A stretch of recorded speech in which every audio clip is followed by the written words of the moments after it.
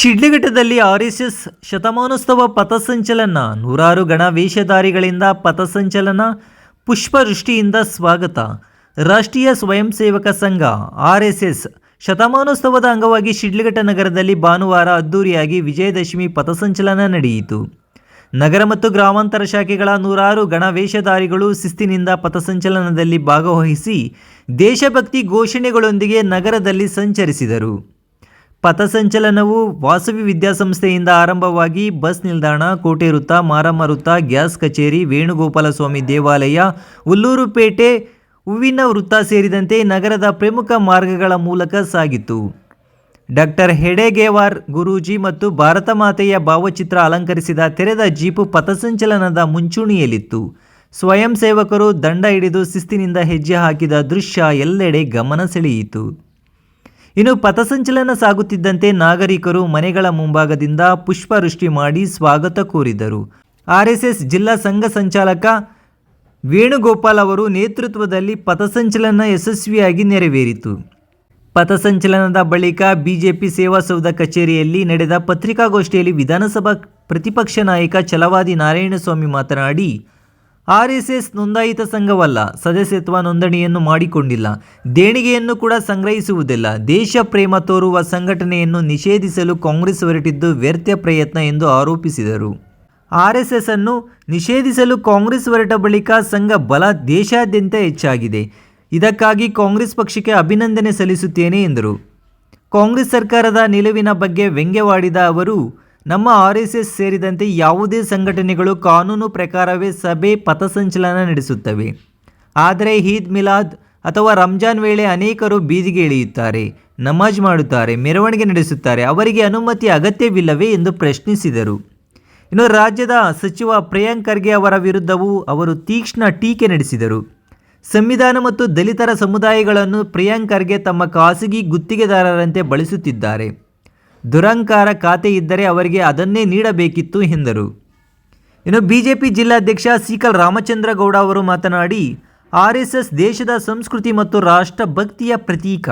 ಇನ್ನು ಈ ಸಂಘವು ಯಾವುದೇ ರಾಜಕೀಯ ಉದ್ದೇಶವಿಲ್ಲದೆ ಯುವಕರಲ್ಲಿ ಶಿಸ್ತಿನ ಬೋಧನೆ ಮತ್ತು ರಾಷ್ಟ್ರ ಸೇವೆಗಾಗಿ ಕಾರ್ಯನಿರ್ವಹಿಸುತ್ತದೆ. ಇಂತಹ ಸಂಘಟನೆಯನ್ನು ನಿಷೇಧಿಸಲು ಯತ್ನಿಸುವುದು ದೇಶದ ಹಿತಕ್ಕೆ ವಿರುದ್ಧ ಎಂದು ಹೇಳಿದರು. ಶಿಡ್ಲಘಟ್ಟದಲ್ಲಿ ನಡೆದ ಪಥಸಂಚಲನವು ಸಂಘಟನೆಯ ಶತಮಾನೋತ್ಸವಕ್ಕೆ ತಕ್ಕ ಶ್ರದ್ಧೆ, ಶಿಸ್ತು ಮತ್ತು ದೇಶಪ್ರೇಮದ ದೃಶ್ಯವಾಗಿತ್ತು. ನಗರದಲ್ಲಿ ಎಲ್ಲೆಡೆ ನಾಗರಿಕರಿಂದ ದೊರೆತ ಆತ್ಮೀಯ ಸ್ವಾಗತ ಆರ್ಎಸ್ಎಸ್ನ ಜನಮಾನಸದಲ್ಲಿ ಪ್ರಭಾವವನ್ನು ತೋರಿಸುತ್ತದೆ ಎಂದರು. ಇನ್ನು ಪಥಸಂಚಲನದಲ್ಲಿ ಆರ್ಎಸ್ಎಸ್ನ ವಿವಿಧ ಶಾಖೆಗಳ ಸ್ವಯಂ ಸೇವಕರು, ಸ್ಥಳೀಯ ನಾಯಕರು ಹಾಗೂ ನೂರಾರು ನಾಗರಿಕರು ಭಾಗವಹಿಸಿದ್ದರು.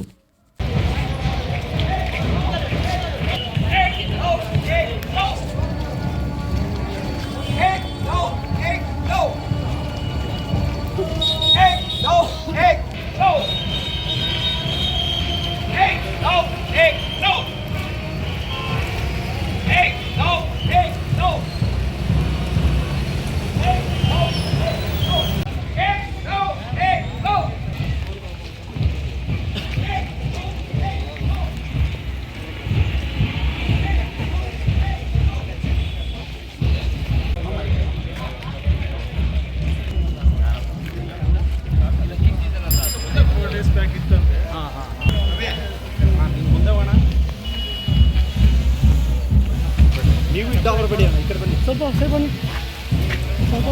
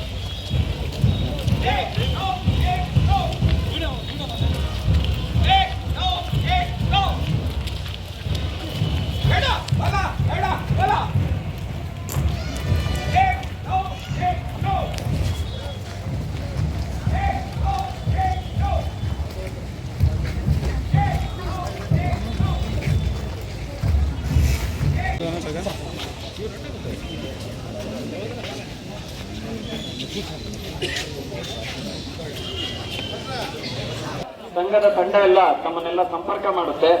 18 ವರ್ಷ ಮೇಲ್ಪಟ್ಟ ಎಲ್ಲಾ ಕಾಲೇಜು ವಿದ್ಯಾರ್ಥಿಗಳು ಅದರಲ್ಲಿ ಭಾಗವಹಿಸುವಾಗ ಮಾಡೋಣ. ಮುಂದಿನದ್ದು ಗೃಹ ಸಂಪರ್ಕ. ನಮ್ಮ ಗ್ರಾಮಗಳಲ್ಲಿರುವಂತಹ ಎಲ್ಲಾ ಹಿಂದೂ ಮನೆಗಳನ್ನ ಸಂಪರ್ಕ ಮಾಡಬೇಕು ಅಂತ ಅದರಲ್ಲಿ ಎಲ್ಲಾ ಮಂಡಲಗಳು ಅಥವಾ ಎರಡೆರಡು ಎ ಕ್ಯಾಟಗರಿ ಸಿ ಕ್ಯಾಟಗರಿ ಮಂಡಲಗಳನ್ನ ಸೇರಿಸಿ ಎಲ್ಲಾ ಹಿಂದೂ ಬಾಂಧವರು ಕೂಡ ಒಂದು ಕಡೆ ಸೇರ್ಬೇಕು ಅನ್ನುವಂತ ಅಪೇಕ್ಷೆ ಇದೆ.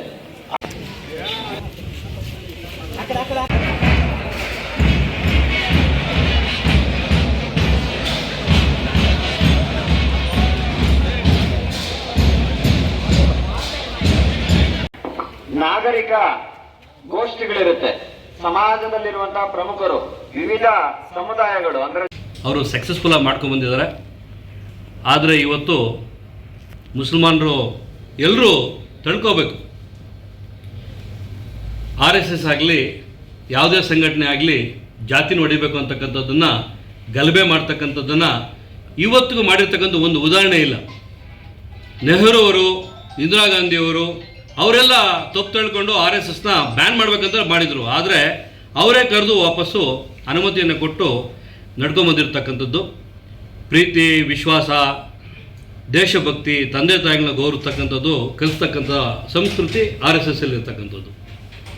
ಇವತ್ತು ಏನು ಅಧಿಕಾರ ದಾಹಕ್ಕೆ ಕಾಂಗ್ರೆಸ್ನಲ್ಲಿ RSSನ ಸಂಸ್ಕೃತಿನ, ತಾಲಿಬಾನ್ನ ಸಂಸ್ಕೃತಿಯನ್ನು ಬೆಳೆಸ್ತಕ್ಕಂಥದ್ದು ಮಾಡ್ತಾ ಇದ್ದಾರೆ ಅಂತ ಹೇಳ್ತಕ್ಕಂಥ ಹೇಳಿಕೆಗಳು ದುರಂತ.